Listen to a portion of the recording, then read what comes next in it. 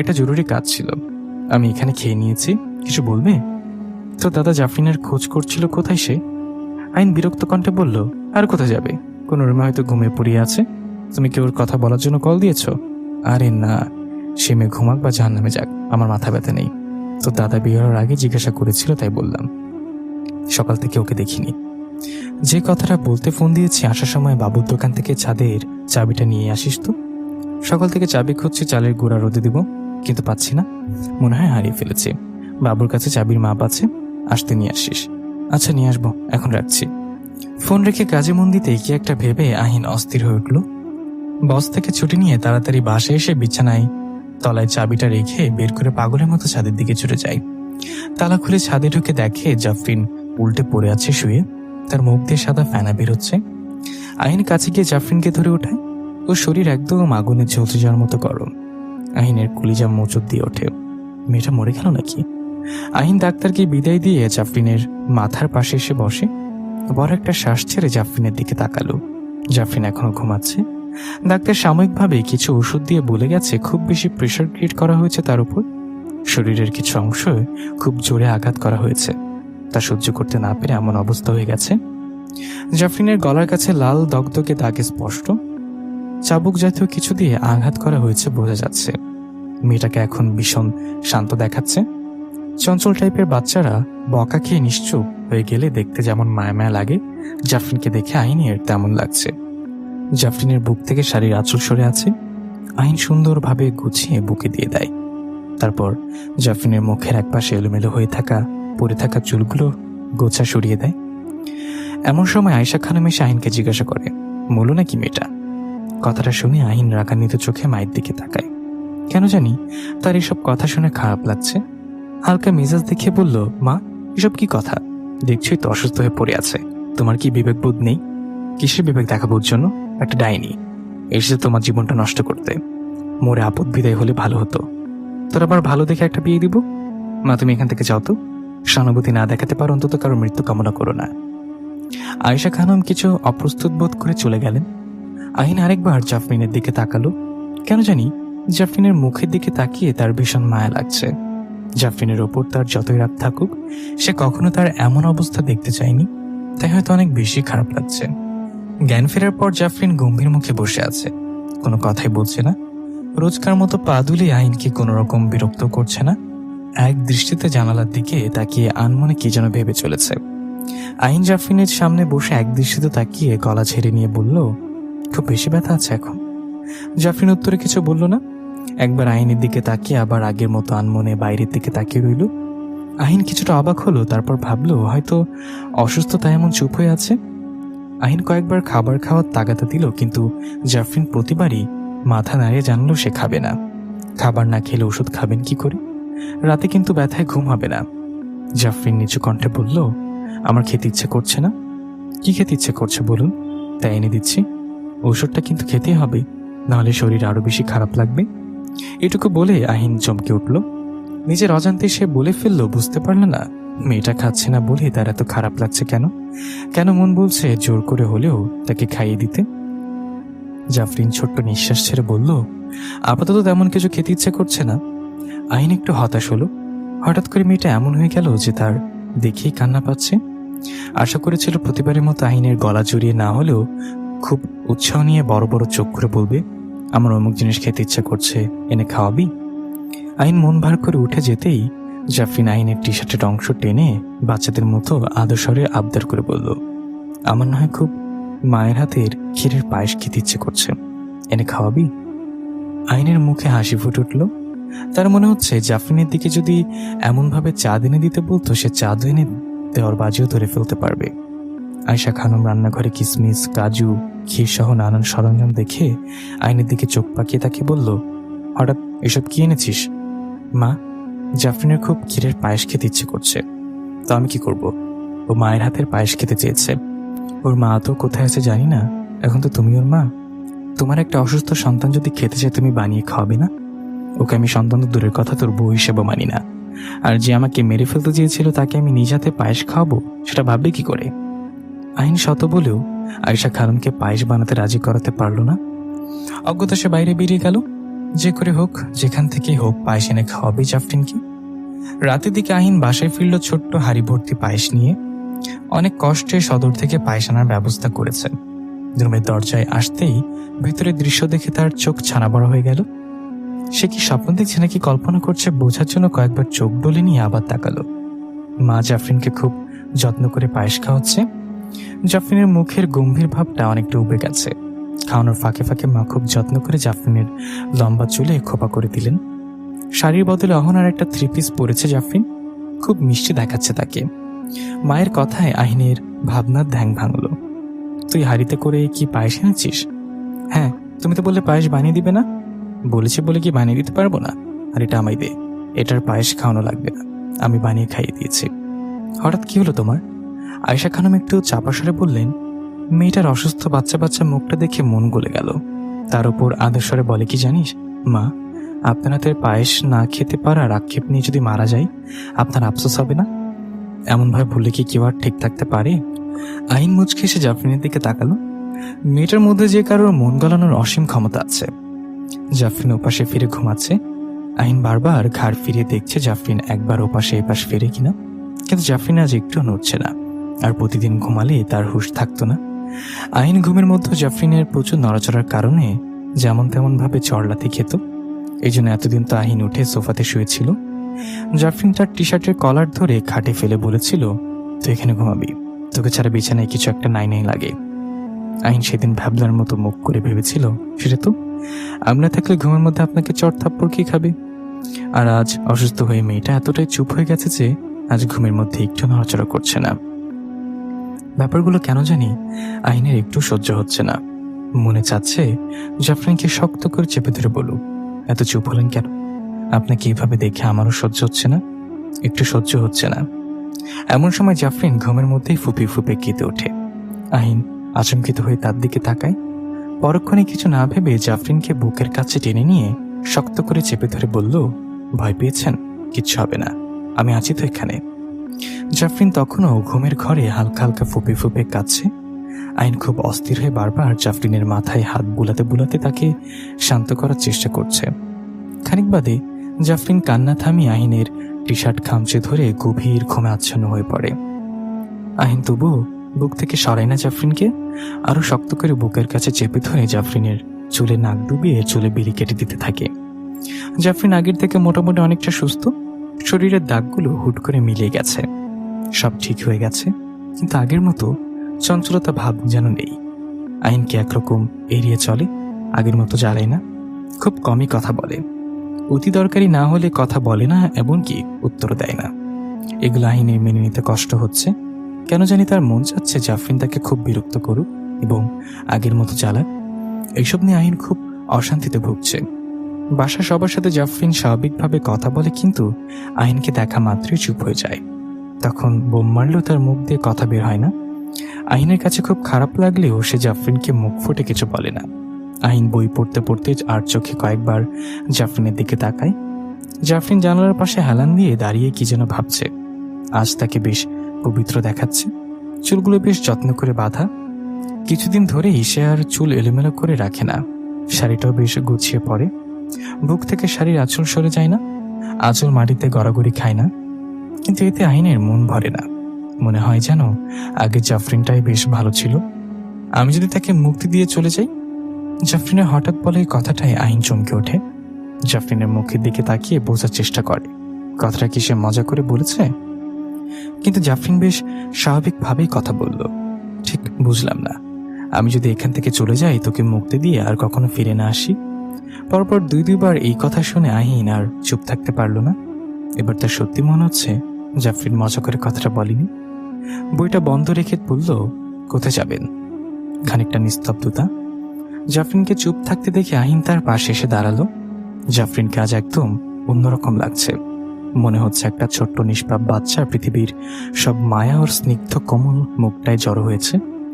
জাফরিন জানালার গ্রিল ধরে বাইরের দিকে তাকিয়ে বলল, যেখান থেকে তোর জীবনে এসেছিলাম সিদ্ধান্ত নিয়ে ফেলেছি আমি চিরদিনের মতো তোর থেকে দূরে চলে যাব।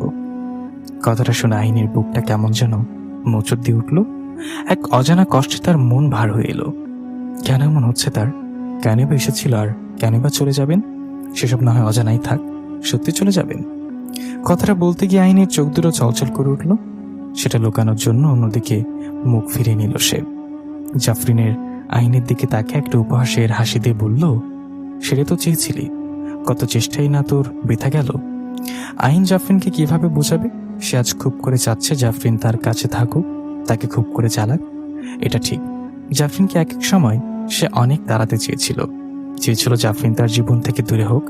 কিন্তু আজ তার চলে যাওয়ার কথা ভাবলেই বুকের বাপাসটা চিনচিন করে ওঠে। আইনের প্রচন্ড শখ হচ্ছে জাফরিনের হাত দুটো শক্ত করে চেপে ধরে বলতে, আপনি কোথাও যেতে পারবেন না, সারা জীবন আমার কাছেই থাকবেন। কিন্তু কেমন যেন ইতস্তত বোধ হচ্ছে তার। ভীষণ ভয় হচ্ছে অধিকার দেখাতে। জাফরিন কি এভাবে বললে সে কি বুঝতে পারবে আইনের মনে কি চলছে? কেন আইন চাচ্ছে না সে চলে যাক? জাফরিন শান্ত দৃষ্টিতে আইনের দিকে তাকিয়ে বলল, জানিস, আমি খুব খারাপ একটা পড়ি। তাদের দলের অন্তর্ভুক্ত যারা মানুষের ক্ষতি করে বেড়ায়। আমার কাজই হচ্ছে অন্যকে তিলে তিলে কষ্ট দিয়ে মেরে ফেলা কিংবা পাগল করে দেয়া। কথাগুলো শুনে আইনের কোনো রিয়াকশনই হচ্ছে না। তার এসব শুনতে ভালো লাগছে না একদমই। আহিন প্রসঙ্গ পাল্টাতে বলল, এখন কি আমার উপর অতিষ্ঠ হয়ে চলে যাওয়ার সিদ্ধান্ত নিলেন? কারোর উপর আমার সিদ্ধান্ত নির্ভর করে না, কারোর কোনো কিছুই আমাকে স্পর্শ করে না। আমি যে সিদ্ধান্ত নিই তাতে আমি অটল থাকি। আইনের কেমন জানি কান্না পেয়ে যাচ্ছিল।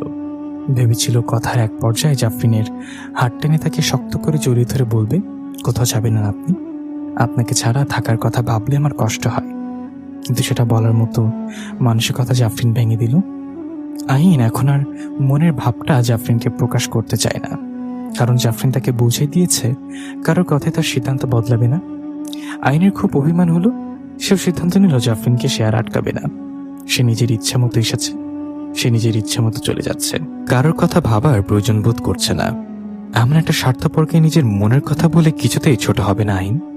নিজেকে সামলে নিয়ে বলল, কখন চলে যাবেন তাহলে? জাফরিন ছোট্ট করে একটা দীর্ঘশ্বাস ফেলল। মাঝ আঙ্গুলের ডগা দিয়ে চোখের কোণে জমে থাকা পানিটা মুছে নিয়ে বলল, যে কোনো সময়। ভালো থাকবেন, যেখানে থাকুন, আপনার ভালো থাকাটাই কাম্য করি বলে আহিন রুম থেকে বেরিয়ে গেল। ছাদে এসে দরজা বন্ধ করে দিয়ে খুব কাঁদল আহিন। কেন এমন লাগছে তার? এই মেয়েটাকে তো সে খুব ঘৃণা করত, তাহলে তার জন্য এত কষ্ট কেন হচ্ছে তার? কিসের এত তাগিদ তাকে নিজের কাছে রাখার? জাফরিন টেবিলে নাস্তা দিচ্ছে, আহিন অফিসের জন্য বের হচ্ছে, এমন সময় মোতালেব খা পেছন থেকে ডেকে বলল, না খেয়ে কোথায় যাচ্ছ? অফিসে যাচ্ছি, জরুরি কাজ আছে, খেয়ে যাও। দাদার পিড়াপিড়িতে আহিনের টেবিলের এক কোনায় বসে পড়ল। আর চোখে জাফরিনের তাকালো সে। চুপচাপ লক্ষ্মীমের মতো সবাইকে নাস্তা দিচ্ছে জাফরিন। পাতা রঙের সোনালি পাড়ের একটা শাড়ি পরেছে সে, চুলগুলো মাঝ বরাবর সিথি করে কোনো রকমে হাত খোপা করা। দু একটা চুল মুখের সামনে এসে বিরক্ত করছে। শাড়ির আঁচলটা সংসারী বৌদের মতো কোমরে কুচে রাখা। আহিন আর সহ্য করতে পারল না, চোখ সরিয়ে নিল। জাফরিনের এমন সংসারী রূপ দেখে বিশ্বাস করতে ইচ্ছে করছে না। জাফরিনের সাথে ভীষণ সুখের একটা দাম্পত্য জীবনে আবদ্ধ আছে, যার সংসার ভালোবাসায় পরিপূর্ণ। জাফরিনের এমন কোমলীয় মুখ দেখে আর আবেগপ্লুত অসম্ভব ভাবনা ভাবতে চায় না আহিন। তাই খুব তড়িঘড়ি করে অফিসের জন্য বেরিয়ে যেতে চেয়েছিল, কিন্তু তখন মনে হচ্ছে জাফরিন এড়িয়ে চলা তার পক্ষে সম্ভব না। কোন একটা শক্তি তাকে বারবার জাফরিনের দিকে টেনে আনছে, কিন্তু আহিন যা ভাবছে তা আদৌ কখনো সম্ভব না। জাফরিন এটা হয়তো মেনে নেবে না, তাই যেভাবেই হোক জাফরিন নিজে থেকেই দূরে সরিয়ে রাখতে হবে। আকাশ কুসুম বিস্তীর্ণ আবেগের স্বপ্ন দেখে নিজেকে কষ্ট দেওয়া উচিত হবে না, তাহলে জাফরিন চলে গেলে নিজেকে স্বাভাবিক রাখতে পারবে। জাফরিন আহিনকে পেছন থেকে ডেকে ব্যাগে টিফিন বক্স ঢুকিয়ে দিল। আহিন আর একবারও জাফরিনের দিকে তাকালো না। ফেরার সময় আমার জন্য রজনীগন্ধা ফুল নিয়ে আসতে পারবি? আহিন কিছু না বলে চলে যেতে নিলে জাফরিন পথ আগলে দাঁড়িয়ে বলল, উত্তর দিলি না যে? আহিন আর নিজেকে ধরে রাখতে পারল না। মেয়েটা কেন অযথা মায়াজ বাড়াচ্ছে? জানে না সেগুলোতে আহিনের কেবল কষ্টই হবে। চলে যখন যাবে আর এসব কিছুর কি প্রয়োজন? কি চাচ্ছে জাফরিন? আর আবেগপ্রবণ হয়ে আহিন জাফরিনের বিরহ মেনে নিতে না পেরে নিঃশ্বাস বন্ধ হয়ে মারা যাক। আহিনের কড়া গলায় বলল, কি সমস্যা? চলে যাওয়ার আগে এসব ন্যাকামো না কেন করছেন? কি বোঝাতে চাচ্ছেন? জাফরিন মুখ কালো হয়ে এলো। আহিন সেটা দেখল না। জাফরিনের পাশ কেটে বেরিয়ে গেল। জাফরিন ঘড়ির দিকে তাকালো, বরাবর রাত 10টা বাজে। আহিন এখনো ফেরেনি, অথচ ওর অফিস 9টায় ছুটি হয়। জাফরিন নিজে নিজে কিছুক্ষণ হাসলো, তারপর প্রচন্ড কান্নায় ভেঙে পড়ল। সে ঠিকই ভেবেছে আহিন তাকে চায় না। আহিনও খুব করে চাচ্ছে সে তার থেকে দূরে চলে যাক। এতদিন আহিনের সব সহ্য করে নেয়া তার প্রতি কেয়ারিংগুলোকে সে ভালোবেসে ভুল করেছিল। তাই কাল রাতে আহিনের স্ত্রী রূপে আজীবন থাকার কথা চিন্তা করেছিল। ভেবেছিল আহিন হয়তো তাকে বুকে টেনে নিয়ে বলবে, কোথাও যাবেন না আপনি। কিন্তু জাফরিনের সব ভাবনা ভুল। এই কয়েকদিনের কেয়ারিং সহ্য করে নেয়া, এগুলো আহিন বাধ্য হয়ে করেছিল। প্রথমে তাই মনে হয়েছিল জাফরিনের, তাই সে চুপচাপ থেকে নিজেকে প্রস্তুত করে নিয়েছিল এখন থেকে চলে যাওয়ার জন্য। কিন্তু কাল আহিনের কণ্ঠস্বর তাকে ভাবিয়েছে। আহিন তাকে চায়, আর সকালের আচরণ বুঝিয়ে দিয়েছে আহিন কখনোই জাফরিনকে চায়নি। আহিন শহরের ফুল দোকান থেকে একগুচ্ছ রজনীগন্ধার ছড়া কিনল। বড় বড় নরম তুলতুলে রসগোল্লা ভর্তি বড় সাইজের হাড়ি নিয়ে বাড়ির দিকে রওনা দিল। সকালের আগের মাথায় জাফরিনের সাথে খারাপ আচরণ করার পর থেকেই তার মনটা খচখচ করছে। তার মন খুব করে বলছে জাফরিনকে একবার অন্তত না চলে যাওয়ার অনুরোধ করতে, মনের কথাটা বলতে, তারপর যা হবার তা হবে। এইসব শুনতেও যদি জাফরিন চলে যায়, তাও আহিনের একটু আফসোস থাকবে না। জাফরিনকে নিজের মনের কথাটা বলতে না পারলে সারা জীবন একটা কঠিন কষ্টে জ্বলে মরবে সে। তাই আজ যাই হোক সে বলবেই। আহিন ঘড়ির দিকে তাকায়, 10:50। মফস্বল শহরের ফুলের দোকানের রজনীগন্ধা পায়নি, তাই সদরে এসেছে। তাতে এত দেরি হয়ে গেল। খুব ছটফট লাগছে তার। কখন বাড়ি পৌঁছাবে আর কখন জাফরিনকে মনের কথাটা জানাবে। জাফরিনকে উত্তর দিবে সেটা জানার জন্য সে উদ্গ্রীব হয়ে আছে। আহিন রজনীগন্ধার রসগোল্লা নিয়ে রুমে ঢুকল। রুমে কোথাও জাফরিন নেই। ছাদে বাড়ির পেছনের বাঁশঝাড়েও এসে দেখা দিল, সেখানেও জাফরিনকে পেল না। আহিনের চেঁচামেচিতে বাড়ির সবাই জেগে গেল। কেউ বলতে পারলো না জাফরিন কোথায়। সবাই তাকে শেষবার রুমে ঢুকতে দেখেছিল। আহিনের আর বুঝতে বাকি রইল না জাফরিন তাকে ছেড়ে সত্যি চলে গেছে, আর কখনোই সে আহিনের কাছে ফিরবে না। আহিনের অনুভূতিগুলোকে সে দাম দিল না। আহিন উদাস চোখে সিলিং ফ্যানের দিকে তাকিয়ে আছে। তার মনে হচ্ছে এক্ষুনি হয়তো জাফরিন সেখানে দৃশ্যমান হবে এবং পা দোলাতে দোলাতে চোখ বড় বড় করে আহিনের দিকে তাকিয়ে হাসি দিবে। আহিনের চোখ দুটো মুহূর্তেই ঝাপসা হয়ে এলো। সে শোয়া থেকে উঠে বসে এক হাতে মাথায় চুল মুঠো করে ধরে চোখ বুজে রাখে। জাফরিন তো তার মনের কথা বুঝতো। এটা বুঝতে পারেনি সে খুব করে চাইছিল জাফরিন তার কাছে থাকুক, আর ভাবতে পারছে না আহিন। জাফরিনকে ছাড়া ঘরটা ভীষণ শূন্য লাগছে। আয়েশা খানম পাশে দাঁড়িয়ে ছেলেটার মাথায় আলতো করে হাত রাখলেন। আহিন চমকে উঠে ঠিক হয়ে বসল। এত ভাবলে কি সে ফিরে আসবে? সে মায়া লাগাতে এসেছিল, মায়া লাগিয়ে চলে গেছে। তার যদি যাওয়ার হতো তোকে মেনে নিতে কষ্ট হচ্ছিল বুঝলে আরো আগে কেন গেল না? আমি জানি না, এসব নিয়ে কোনো প্রশ্ন করো না মা। আয়েশা খানম চুপ হয়ে গেলেন। ছেলে তার স্বীকার করুক বা না করুক, দুজনের মধ্যে কিছু তো একটা হয়েছে যার জন্য জাফরিন কাউকে কিছু না জানিয়ে চলে গেছে। আয়েশা খানমের একবার মনে হলো শ্বশুরকে জিজ্ঞাসা করবে জাফরিন তার বাপের বাড়ি গেছে কিনা। পরক্ষণে মনে পড়লো তার শ্বশুর তাকে আগেই বলেছিলেন জাফরিন এতিম, ছোটবেলায় তার জায়গায় হয় এতিমখানায়। মেয়েটার জন্য বেশ টান অনুভব করছেন তিনি। আহিন অভিমানে প্রথম প্রথম জাফরিনের কথা মনে আনতে না চাইলেও এখন খুব খারাপ লাগে। মনে না এনে থাকতে পারে না। রাতে ছাদে উঠে বসে থাকে, এই আশায় জাফরিন আবার ফিরবে। অহনা কফির কাপটা টেবিলের ওপর রেখে নিচু গলায় বলল, তুই ভাবি রাগ ভাঙিয়ে ফিরে আনতে পারিস না? আহিন কফির কাপটা তুলে চুমুক দিয়ে ভাবতে থাকে। আহনাফকে জাফরিন চর মারার পরও অহনা কেন প্রশব্দ করেনি? জাফরিনের ওপর রাগও করেনি, অথচ ওকে কেউ একটু বকা দিলে তার সাথে তুলকালাম করে ছাড়ে। অহনাকে কাছে ডেকে পাশে বসে আহিন, সত্য করে একটা কথা বলবি? কি কথা? জাফরিন তোকে সেদিন চর মেরেছিল কেন? অহনা চুপ হয়ে নিচের দিকে তাকিয়ে থাকে। লজ্জায় তার মুখ লাল বর্ণ ধারণ করেছে। মনে মনে ভাবছে ভাইয়াকে কিভাবে বলবে সে কথা। অহনা আস্তে করে বলল, সে কথা আমি তোকে বলতে পারবো না। কেন? কেমন করেছিস তুই যে তোকে চর মারল?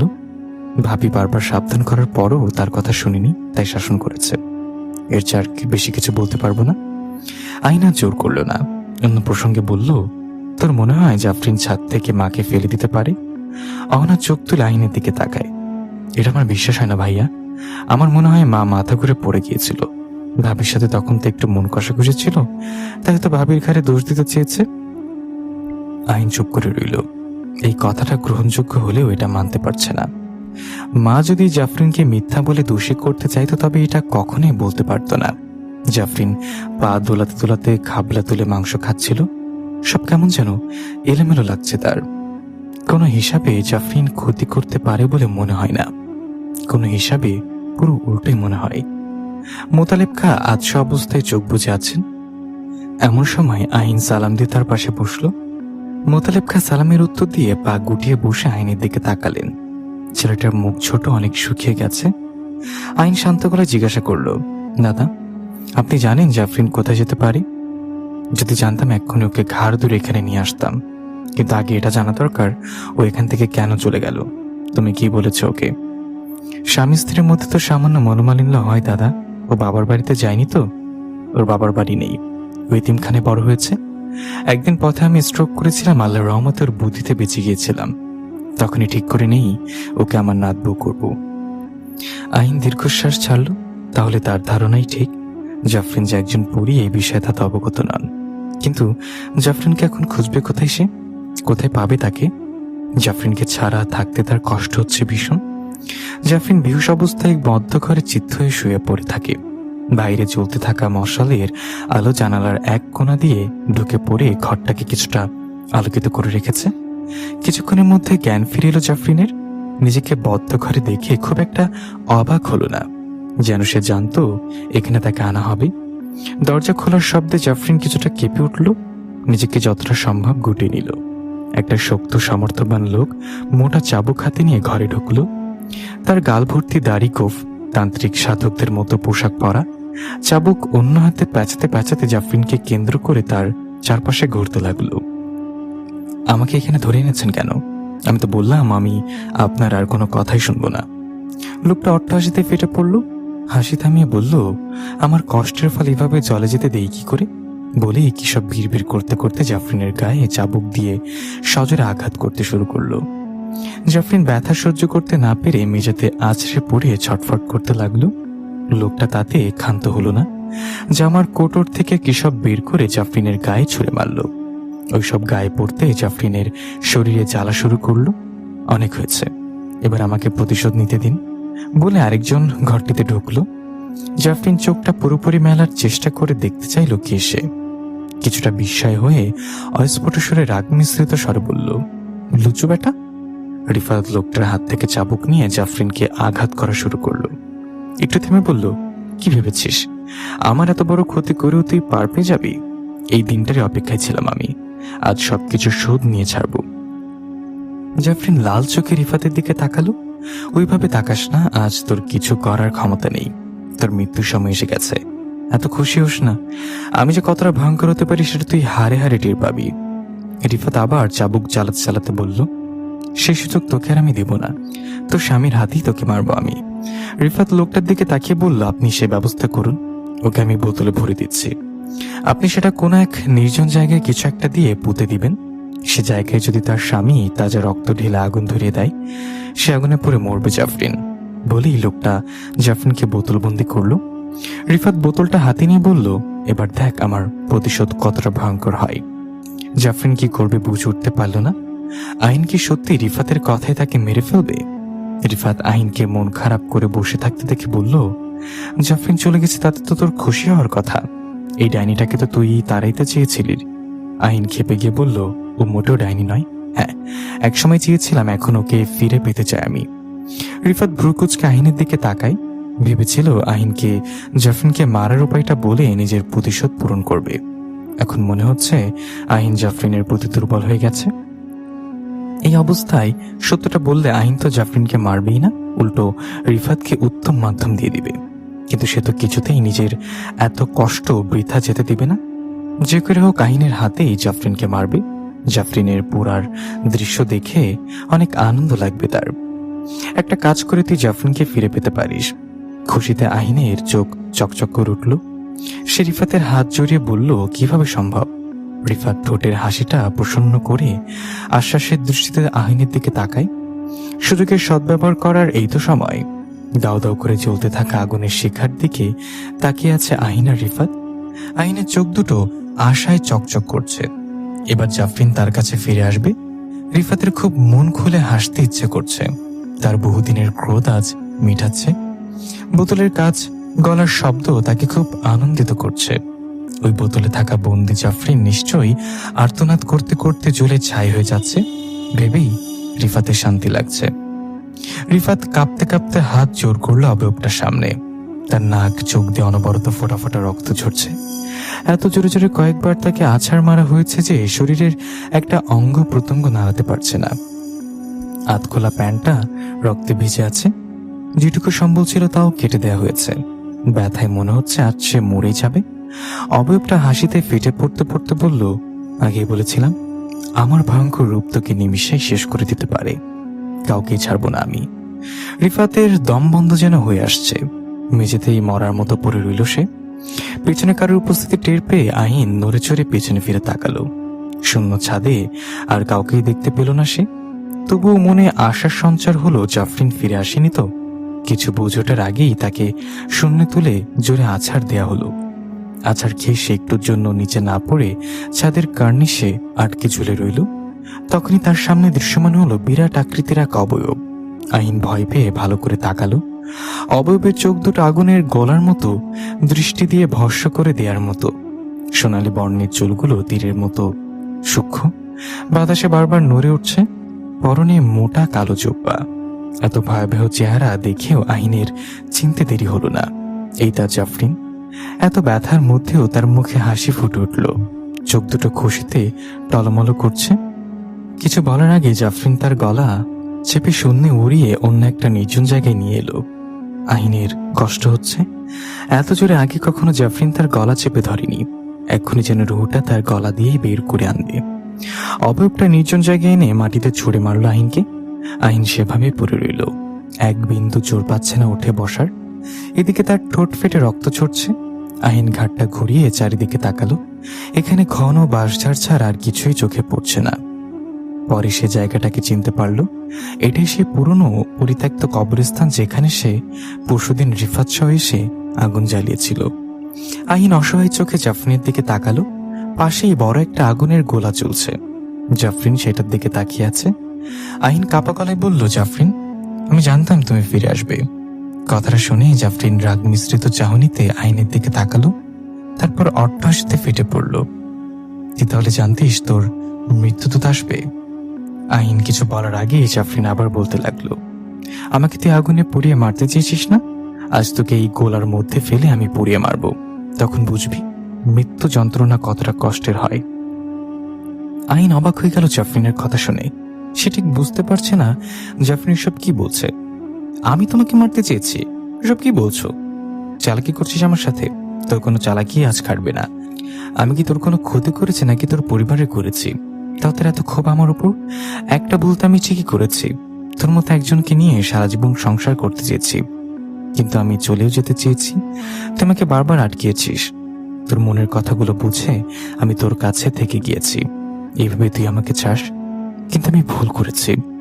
আহিনের মনে হলো জাফরিন কোনো কিছু নিয়ে তাকে ভুল বুঝে আছে। এই ভুল ভাঙানোটা প্রয়োজন।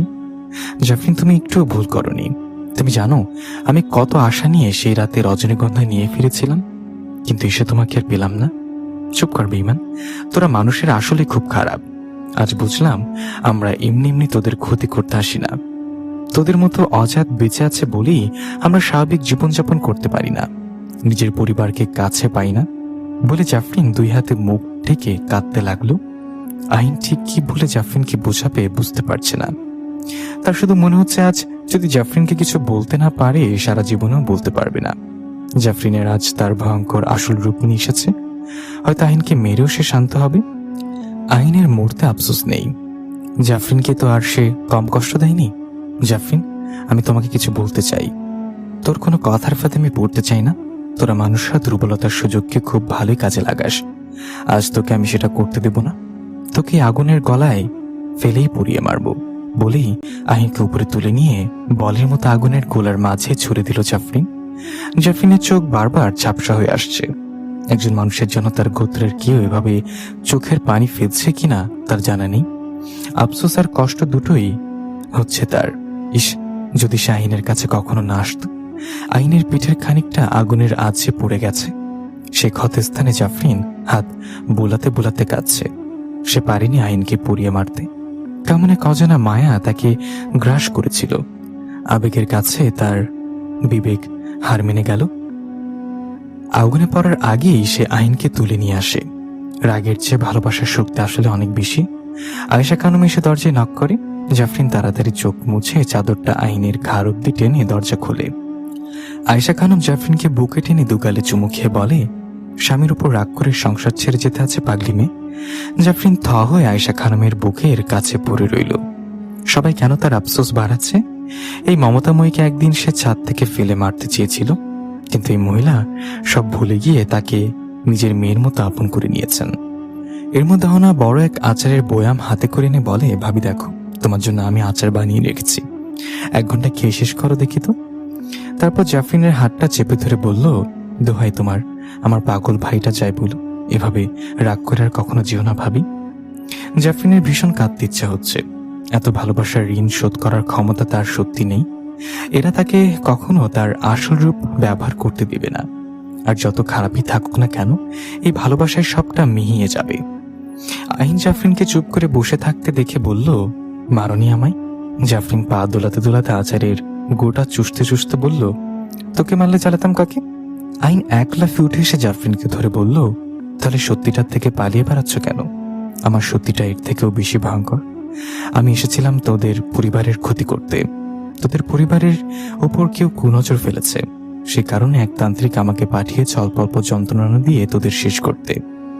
তার কথা কেন শুনেছ? আমি সেই 10 বছর বয়স থেকে তার হাতে বন্দি। আমার মতো অনেকেই তার হাতে বন্দি।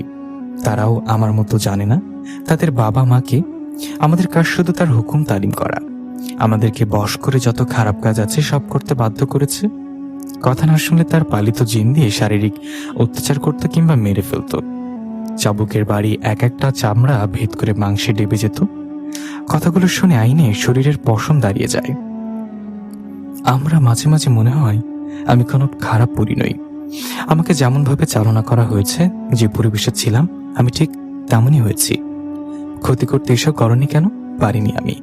যাকে কালিমা পড়ে বিয়ে করেছি তার ক্ষতি করতে মন সায় দেয়নি। তবে তান্ত্রিক আমাকে একা পাঠায়নি, সাথে আরেকটা জঘন্য জিনকেও পাঠিয়েছিল, যে তোমার বোন অহনার গোসলের সময় তার নগ্ন শরীর দেখে তার সাথে সঙ্গম করতে চেয়েছিল। এই জন্য আমি অহনাকে বারবার নগ্ন হয়ে গোসল করতে বারণ করেছিলাম। তার বাচ্চা মন এসব আমলে নেয়নি, তাই সেদিন বাধ্য হয়ে শাসন করেছিলাম। তোমার মাকে আমি ফেলিনি, সে জিন আমার শরীরের রন্ধ্রে প্রবেশ করে এসব করেছে। সেদিন রাতে তোমার কি হয়েছিল? পূর্ণচাঁদের আলোয় আমাদের শক্তি বৃদ্ধি পায়, তখন আমরা শক্তি শূন্য থাকি। আমি আজ করতে পেরেছিলাম এই সময় তান্ত্রিক বা জিন আমার উপর হামলা করতে পারে, তাই তোকে বলেছিলাম সেখানে থাকতে, কিন্তু তুই চলে গেলি। শিশুরাকে ওরা আমাকে চাবুক দিয়ে আঘাত করে। আইনের কথাটা শুনে খুব খারাপ লাগছে। কত বড় ভুলটাই না করেছিল সে। আমি এখন আর তোদের সাথে থাকতে চাচ্ছি না। একজন খারাপ পরীর সাথে আজীবন তোর কাটানো ঠিক হবে না। আমাকে তালাক দিয়ে দে তুই। আইন জাফরিনের মুখটা চেপে ধরে বলল, এটা কখনোই হবে না। আমাকে সারা জীবন জ্বালানোর দায়িত্বটা তোমারই নিতে হবে। বিনিময়ে তুমি খারাপ জিনিসগুলো ত্যাগ করো, কিন্তু তোর পরিবার কেউ সব কখনোই জানবে না। জাফরিন আর কিছু বলতে পারে না। আইনের বুকে মাথা ঠেকে কান্নায় ভেঙে পড়ে। আইন আস্তে আস্তে জাফরিনের চুলে বিলি কেটে যায়। জাফরিন একটু চুপ থেকে খিলখিলে হেসে বলে, আমাকে শেষবারের মতো বকরিনে খাওয়াবি? আইনের শরীর গুলিয়ে ওঠে। পাঞ্চে মুখ করে বলে, আবার? হ্যাঁ, এবার দুজন একসাথে গাছে বসে খাবো কেমন? কথাটা শুনে আইনের মাথা ঘুরতে থাকে। জাফরিন কাঁধের ওপর পড়ে ওয়াক ওয়াক করতে থাকে, আর জাফরিন খিলখিল করে হাসতে থাকে। আইন আর জাফরিন পাশাপাশি বসে আছে ছাদের রেলিংয়ে। জাফরিন অভ্যাস মতোই পা দোলাচ্ছে আর মাথাটা আইনের কাঁধের ওপর রেখে গুনগুন করছে। আইন পিঠের পেছনে হাত দিয়ে জাফরিনকে শক্ত করে বুকের কাছে জড়িয়ে রেখেছে। জাফরিনের দিকে যতবার তাকাই নিজেকে খুব সুখী একজন মানুষ মনে হয়। জাফরিন আহিনের কথায় নিজের খারাপ সত্তাকে ত্যাগ করে খুব মন দিয়ে সংসার করতে ব্যস্ত হয়ে গেছে। আগের মতো বাচ্চামি খুব একটা করে না, তবু আহিনকে ভয় দেখানোর জন্য মাঝে মাঝে বকরি খাওয়ার কথা বলে। ছেলেটার মুখের অবস্থা যা হয় তা দেখে ওর প্রচন্ড হাসি পায়। এত ভীতু কেন তার স্বামীটা ভেবেই খিলখিল করে হেসে ওঠে জাফরিন। আহিন হাসির শব্দে জাফরিনের দিকে মুগ্ধ দৃষ্টিতে তাকায়। হাসলে মেয়েটার বাচ্চা বাচ্চা ভাবটা ফিরে আসে। হাসছো কেন? তুই কি ভিতরে বুদ্ধু? একসময় ছিলাম বটে, এখন পুরীর সাথে থেকে থেকে সাহসী হয়ে গেছি। না হলে কি রাত 3টা বাজে কেউ পুরীর সাথে উঠে ছাদে বসে থাকে? জাফরিন কৃত্রিম রাগ দেখায়। পরিচয়টা তার এখন আর ভালো লাগে না। শুনলে অতীত মনে পড়ে যায়। কত মানুষের ক্ষতি করেছে এই পরিচয়। পরি করিস কেন সবসময়? আমি এখন পরি নই, তোর বিয়ে করা বউ। বারবার বারণ করার পরেও কেন আমাকে ডাকিস এই পরিচয়? আহিন বেশ মজা পায় জাফরিনের রাগ দেখে। অথচ এই পরিচয় বিয়ের প্রথম রাত থেকে তাকে ভয় দেখিয়ে এসেছে, করুণ অবস্থা করে ছেড়েছে। এখন কিনা এই পরিচয় শুনলেই রাগ করে। আহিন জাফরিনের কপালের ঠোঁটে ছুঁয়ে বলে, এত রাগ করো কেন? এই পরিচয় তো তুমি প্রথম রাতে দিয়েছিলে। কতদিন ভয় দেখিয়েছ বলো? জাফরিন গোমরা মুখ করে আহিনের দিকে তাকায়, তারপর হাসি প্রসারিত করে বলল, পরি যখন করিস আমাকে বকরি এনে খাওয়া। কথাটা শুনে আহিনের মুখ কালো হয়ে গেল। জাফরিন খিলখিল করে হাসতে থাকে। আহিন পানসে মুখ করে বলে, এসব বলে খুব মজা নাও না? তোর চেহারাটা না দেখার মতো হয় বুঝলি? আহিন ও জাফরিন হাসির সাথে তাল মিলায়। মেয়েটার সক্ষমতা প্রচুর, কোনো কিছুতেই মন বেশিক্ষণ খারাপ করে থাকে না। সময় যত যাচ্ছে তার জাফরিনের গুণগুলো বেশ ভালো লাগছে। 1 বছর আগে অজানা কারণবশত জাফরিনের গর্ভের বাচ্চাটা নষ্ট হয়ে গেছে। তারপর থেকে সে বেশ চেষ্টা করেছে আবার ঘর আলো করার জন্য, কিন্তু এখনো কোনো সুসংবাদ আসেনি। তাও এই 2 বছরের সংসারে দুজন ভালোবাসার কোনো ঘাটতি নেই। অনাগত বাচ্চার কথা ভেবে যখন আহিনের মনটা ভার হয়ে আসতো, জাফরিন বুঝতে পারত। আহিনের টি শার্টটা খামচে ধরে বলতো, পরীর গর্ভে কখনো মানুষের বাচ্চা জন্ম নেয় না, শুধু শুধু আশা করে আছিস। আহিন হাসি মুখে বলতো, আল্লাহ চাইলে কিনা সম্ভব বলো? যদি ভাগ্যে না থাকে তবে আফসোস নেই। আমার জীবনের সেরা প্রাপ্তি হয় তুমি, আর কিছু প্রয়োজন নেই। তারপর থেকে জাফরিন আর কখনো এসব বলতো না। আহিন ভেবে নিয়েছিল জাফরিন হয়তো কথাটাই বেশ সান্ত্বনা পেয়েছে। জাফরিন অবাক দৃষ্টিতে আহিনের দিকে তাকিয়ে আছে। আহিন বকরির মাংস রান্না করতে ব্যস্ত, বেশ যত্ন সহকারে সব নিয়ে নিজের হাতে রান্না করছে। ক্ষীরের পায়েস ও বসিয়ে দিয়েছে বাইরের ইটের চুলায়। জাফরিনকে সামনে বসিয়ে রেখেছে, কিছু হাত লাগাতে দিচ্ছে না। জাফরিন চোখ দুটো বারবার ছলছল করে উঠছে। এই মানুষটা তাকে এত ভালোবাসে, কখনো খারাপ পরি ভেবে ভালোবাসায় খামতে রাখিনি। হঠাৎ তার নাকে পোড়া পোড়া গন্ধ ভেসে আসে। রান্না কি পুড়ে যাচ্ছে? পোড়া পোড়া গন্ধ পাচ্ছি। আহিন চোখ তুলে জাফরিনের দিকে তাকিয়ে লাফিয়ে ওঠে। চুলা থেকে জাফরিনের শাড়ির আঁচল আগুন লেগে গেছে।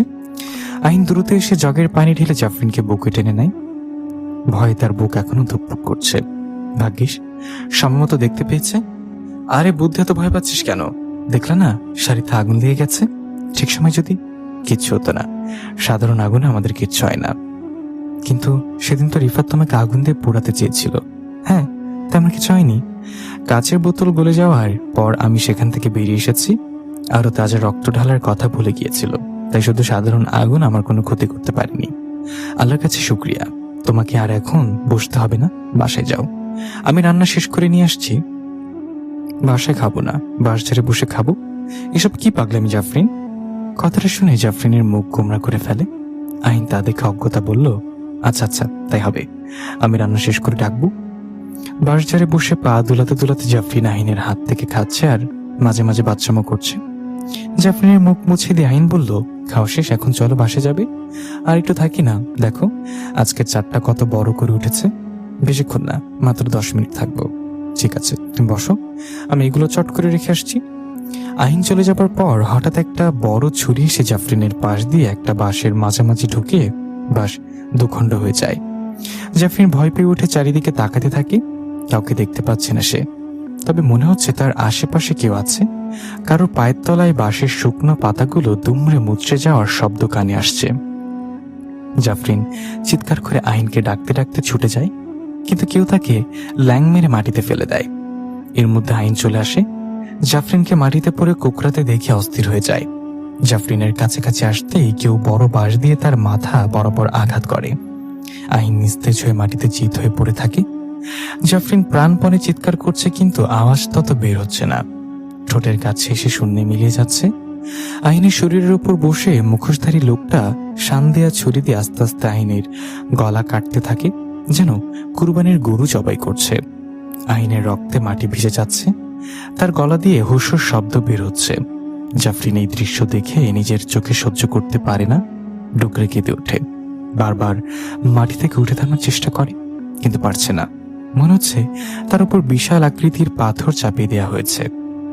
আহিনের সদ্য তাজা রক্ত মাখানো ছুরি নিয়ে মুখোশধারী জাফরিনের সামনে এসে দাঁড়ায়, তার চুলের মুঠি ধরে দাঁড় করায়। ততক্ষণে চেহারা থেকে মুখোশ সরে যায়। জাফরিনের চিনতে দেরি হয় না, এই সেই রিফাত। কিন্তু সে তো শুনেছিল রিফাত মারা গেছে। তাহলে বিশ্রের একটা হাসি দেয় রিফাত। জাফরিনের রাগে গা থরথর করে কাঁপছে। রিফাতের পেট বরাবর ঘুষি মারে সে। রিফাত টাল সামলাতে না পেরে বাঁশঝাড়ের ভেতরে পড়ে যায়। জাফরিন ছুটে পালিয়ে যেতে চায়, কিন্তু দুর্ভাগ্যবশত এটার সাথে হোঁচট খেয়ে পড়ে যায়। রিফাত উঠে এসে জাফরিনের শাড়ির আঁচল তার গলায় পেঁচিয়ে দিয়ে টানতে থাকে। জাফরিনের দম বন্ধ হয়ে আসছে, মনে হচ্ছে এক্ষুনি নিঃশ্বাস আটকে মরে যাবে। আলতো করে হালকা ফোলা পেটটার উপর হাত রাখে সে। মনে মনে বলে, এবার তোকে বাঁচাতে পারলাম না, আর তোর বাবাকেও না। নিজের অনাগত সন্তানের কথা ভেবে মৃত্যুর যন্ত্রণাটা আরো বেশি হচ্ছে তার সাথে এখন তাদের ভালোবাসার চিহ্ন বিলুপ্ত হতে চলেছে। কিছুক্ষণের মধ্যে জাফরিনের ছটফটানো বন্ধ হয়ে যায়। রিফাত জাফরিনের নাকের কাছে হাত নেয়, জাফরিনের মৃত্যু সম্পর্কেও নিশ্চিত হয়। তারপর শীষ বাজাতে বাজাতে নিজের পথে হাঁটা দেয়। আবছা অন্ধকারে পড়ে থাকে জাফরিন আর আহিনের মৃত শরীর। জাফরিনের চোখ পানিতে টলমল করছে। তা দেখে আহিন জাফরিনের কাছে টেনে নিল, দুহাতে মুখটা জড়িয়ে ধরে বলল, সব ঠিক আছে, চিন্তা করো না। জাফরিন নিজেকে সামলাতে না পেরে আহিনের বুকে মাথা ঠেকে দিয়ে কান্না করতে লাগলো। আল্লাহর রহমতে আহিন সম্পূর্ণ ঠিক আছে। কিছুক্ষণের জন্য মনে হয়েছিল সে আহিনকে হারিয়ে ফেলেছে। আহিনের ছদ্মবেশে জঘন্য জিনটা এসেছিল জাফরিনের উপর হামলা করতে, কিন্তু রিফাতকে দেখে হতবিহ্বল হয়ে যায়। কিছু বুঝে ওঠার আগে রিফাতের বিশেষ ছুরিতে তার প্রাণ যায়। জাফরিনের মনটা খচখচ করছিল যে তার উপর কেউ হামলা করতে পারে, তাই সে সবসময় আয়াতুল কুরসির অংশ নিজের সাথে রেখেছিল। আর সে রাতে শাড়ির আঁচলে তার সত্যি দম বন্ধ হয়ে আসছিল। কোনো উপায় না পেয়ে কিছু সময়ের জন্য দম আটকে রেখে গলা আড়ষ্ট করে রাখে। তাই গলায় কোনো চাপ পড়েনি, কেবল মৃত্যুর অভিনয় করেছিল মাত্র। কিন্তু রিফাতকে সে ছাড়বে না। রিফাতের কথা ভেবেই তার চোখ মুখ রাগে লাল হয়ে গেল। আমি বেটাকে কিছুতেই ছাড়বো না। দুবারও আমার হাত থেকে বাঁচলো, এবার আর বাঁচবে না। শান্ত হও, তোমাকে কিচ্ছু করতে হবে না। আমি চাই না আমাদের বেবি আর তোমার কোনো ক্ষতি হোক। তুমি এখন নিজেকে একটু সচেতন হও। ওই জানোয়ারটাকে এমনি ছেড়ে দিব, ওর ব্যবস্থা আমি করব। এই বাচ্চাটা আমার আর কতদিনের প্রতীক্ষা ছিল। ওর জন্য তুমি সবকিছু ত্যাগ করে শক্তিবিহীন একটা সাধারণ পরী হয়ে বেঁচে আছো। তুমি ওর সাথে এখন কিছুতেই পারবে না। হয়তো জানতো তোমার মাঝে আর কোনো অশরীরী শক্তি নেই, তাই এইভাবে আক্রমণ করার সাহস দেখিয়েছে। জাফরিন একটু চুপ থেকে বলল, আমার তা মনে হয় না। ও মৃত্যুর মুখ থেকে ফিরে এসেও আমার উপর হামলা করতে পারত, করেনি, কারণ সে তখনও পরী ভেবেছিল। তার থেকে যে ছুরিটা ছিল তা কোনো সাধারণ ছুরি না। বেচারা বারবারই খেলায় কাঁচা। আমাকে ছুরি দিয়ে মারতে এসে আঁচল জড়িয়ে মেরে চলে যায়। সে ভুলে গিয়েছিল ছুরিটা ছাড়া আমার মতো পরীকে মারতে পারবে না। ওকে আমি ছাড়বো না, এর শাস্তি ওকে পেতেই হবে। ওই বেটা ভীষণ একরোখা। তুই কি ওর সাথে পারবি? আমাকে একটা সুযোগ দে, আমি ওকে একটা উপযুক্ত শাস্তি দিয়ে আসি। না, তুমি কিছু করবে না। কেন বুঝতে পারছো না? এতে বিপরীত হতে পারে। তুমি শক্তিহীন জানলেও তোমাকে কিছুতেই বাঁচিয়ে রাখবে না, সাথে আমাদের বাচ্চা কেউ না। কিন্তু তুই কি করবি? পুলিশে দিব ওকে? তোর মনে হয় ওকে পুলিশ সোজা করতে পারবে? এসব কিছুতেই ওর শিক্ষা হবে না। তোকে আমাদের 40 দাওয়াত পাঠানোর ব্যবস্থা কর, আমি বাকিটা দেখে নিচ্ছি। আইন কিছু বলছে এলে জাফরিন বাধা দেয়, ইনশাল্লাহ আমাদের কিচ্ছু হবে না। রিফাত আইনের বাড়িতে ঢুকে দেখে পুরো বাসায় নীরবতা বিরাজ করছে। কয়েকবার ডেকেও কারো সারা শব্দ পাওয়া গেল না। রাতের বেলা আয়েশা খানম তাকে ডাকলো, কেন সেটাও বুঝতে পারল না। আচ্ছা, কোনোভাবে কি সবাই ওকে সন্দেহ করছে ভেবে রিফাত থমকে দাঁড়ায়। পরক্ষণে ভাবে, তাকে তো কেউ খুন করতে দেখেনি। উপরন্তু যদি তেমনই হতো, সবার আগে পুলিশ তাকে জিজ্ঞাসাবাদ করত। এসব ভাবতে ভাবতে রিফাত বাসার ভেতরে ঢোকার সাথে সাথে বাইরে থেকে কেউ দরজা বন্ধ করে দেয়। রিফাত ঢোক গিলে চেঁচাতে থাকে, কেউ ওখানে?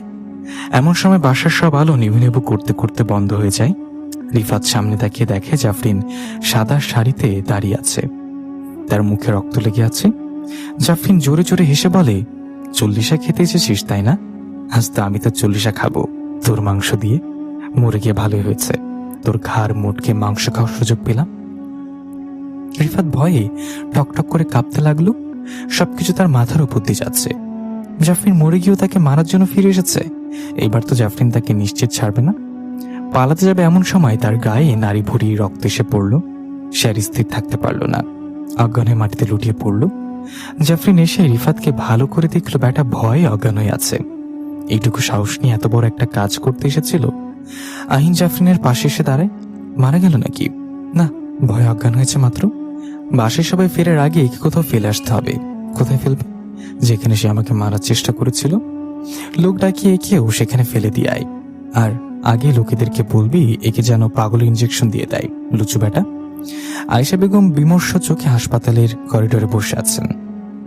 জাফরিন গর্ভবতী কথাটা শুনে উনি যতটা খুশি হয়েছেন তার চেয়ে বেশি দুশ্চিন্তায় ভুগছেন। জাফরিনকে বাইরে থেকে দেখে কেউ বুঝতে পারবে না সে গর্ভবতী। তার উপর মাত্র 6 মাসের মাথায় কারোর প্রসব বেদনা উঠতে পারে এমনটা তিনি কখনোই শোনেননি। সন্ধ্যাবেলায় জাফরিনের প্রসব ব্যথাটার সাথে সাথে তাকে হাসপাতালে নিয়ে এসেছে আহিনের খুব দুশ্চিন্তা হচ্ছে, এবারে যেন তার বাচ্চাটার কোনো ক্ষতি না হয়। জাফরিন এই বাচ্চাটার জন্য সবকিছু ত্যাগ করেছে। এবার যদি কোনো দুঃসংবাদ শুনে ও হয়তো ভেঙেই পড়বে। নার্স এসে খবর দিল একটি সুস্থ স্বাভাবিক মেয়েবাবু হয়েছে। আহিন খুব খুশি হলেও আয়েশা খানম কেমন জানি খুশি হতে পারছে না। তার মনে হচ্ছে এসব কোনো কিছু স্বাভাবিক নয়। জাফরিনের কাছে এসে দেখলেন তার সবেমাত্র জ্ঞান ফিরেছে। তিনি জাফরিনের পাশে বসলেন। নার্স এসে দোলনায় বাচ্চাটাকে রেখে গেলেন। আয়েশা খানম সেদিকে একবারও তাকালেন না। জাফরিন কিছু বলার আগে তার হাত ধরে বলতে শুরু করলেন, তুই যদি আমাকে সত্যি তোর মা ভেবে থাকিস তবে বল এসবের পেছনে কারণ কি? কেন 6 মাসের মাথায় তোর ডেলিভারি হলো? জাফরিন আয়েশা খানমের এই অবস্থা দেখে থা হয়ে গেল। কি বলবে বুঝতে পারছিলেন না। তাও এই মানুষটিকে সে মা ভেবেছে তাই তাকে মিথ্যা বলতে পারবে না। আসলে মা, আমি মানুষ নই, আমি একজন পরী, তাই অস্বাভাবিকভাবেই সব ঘটেছে।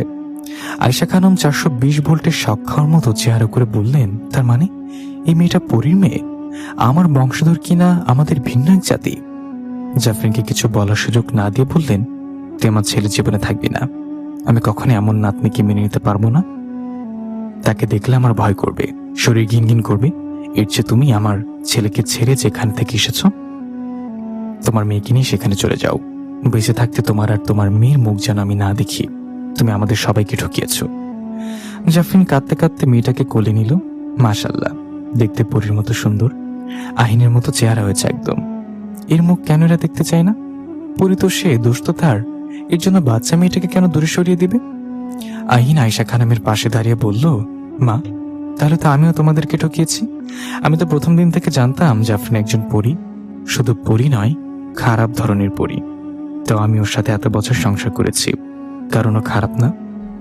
এই বাচ্চাটাকে যে তুমি এত কটু কথা শোনাচ্ছ, এই মেয়েকে পৃথিবীতে আনার জন্য ও সবকিছু ত্যাগ করেছে, এমনকি নিজের শক্তি, স্বভাব সব। বাচ্চাটার উপর কোনো প্রভাব পড়তে দেয়নি। তুই কেন বুঝতে পারছিস না এই মেয়েও তার মেয়ের মতো হবে? ও পরীর মেয়ে জানার পর আমার আর ওকে নাতনি বলে মানতে ইচ্ছা হবে না। তাহলে তুমি তোমার ছেলেকে হারানোর প্রস্তুতি নাও, আমরা এখান থেকে অন্য কোথাও চলে যাব। বৌমা, অবসরের খাবারটা দিয়ে যাও, আমি খাইয়ে দিব, তুমি বরং একটু ঘুমাও। জাফরিন খাবারটা আয়েশা খানমের পাশে রেখে আঁচল হাতে মুছতে মুছতে হাসি দেয়। তার 6 মাসের মেয়েটিকে এখন শাশুড়ি দেখাশোনা করেন। এক মুহূর্তের জন্য কোলছাড়া করতে চান না। অন্য নাম রাখা হলে উনি পরীর মেয়ে অপসরী বলেই ডাকেন। আহিন জাফরিনকে বসে বসে পা দোলাতে দেখে বলে, এত খুশি কি নিয়ে? জাফরিন গলায় জড়িয়ে ধরে বলে, জানিস মা আমাদের মেয়েকে আস্তে আস্তে করে পুরোপুরি মেনে নিয়েছেন। সেদিন নিজের ছেলেকে হারানোর ভয়ে মানতে বাধ্য হলেও এখন তার নাতনিকে খুব ভালোবেসে মেনে নিয়েছে। আসলে আমাদের মেয়েটা এমনই, ভালো না বেশে থাকা যাবে না। অবশ্য তার মা পরীটাও এমনই। জাফরিন আগের মতো খিলখিল করে হেসে ওঠে। আমাদের মেয়ের তো আগে কি করতে হবে? কি দিয়ে করা হবে? জাফরিন একটা হাসিতে বলল, বকরি, এবার কিন্তু ডাবল, একটা মেয়ের জন্য আরেকটা মেয়ের মায়ের জন্য। আর রান্না করবে কিন্তু মেয়ের বাপ, চাইলে সেও আমাদের সাথে খেতে পারে। আহিন নিজের মুখ চেপে ধরে বলে, শান্তি দিবি না আমাকে? জাফরিন আগের মতো মুখে অভিমান নিয়ে বলল, কথা বললি কেন? আইন বলল, আচ্ছা সরি আর বলবো না। এই যে কান ধরলাম, ভুল হয়েছে আমার। আচ্ছা এদিকে দেখো না, বললাম তো আর বলবো না। জাফরিন আগের মতো বাচ্চাদের মতো হেসে ওঠে। আইনকে জ্বালাতে তার ভীষণ ভালো লাগে, আর তার এই বাজে স্বভাব কোনোদিনই যাবে না। প্রিয় লিসেনার, গল্পটি কেমন লাগলো অবশ্যই কমেন্ট করে জানাবেন। আর এরকম ধরনের আরো গল্প শুনতে হলে অবশ্যই আমাদের চ্যানেলটি সাবস্ক্রাইব করে আমাদের পাশে থাকবেন। দেখা হবে পরবর্তী গল্পে।